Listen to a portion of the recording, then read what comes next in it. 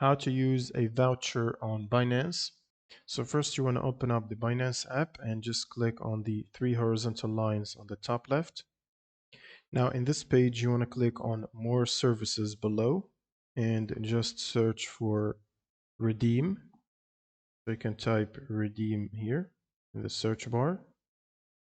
If you can't find any redeem functions, just search for rewards or reward hub in the new update and click on the rewards hub.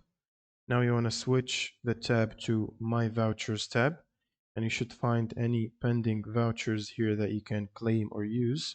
You can also switch to past to see the old vouchers. And if you have a voucher code that you want to claim, you can simply click on the voucher code button on the right side here. And it should prompt you with this window where you can enter your voucher code. And at the bottom, just click on the claim voucher. And your voucher should be claimed.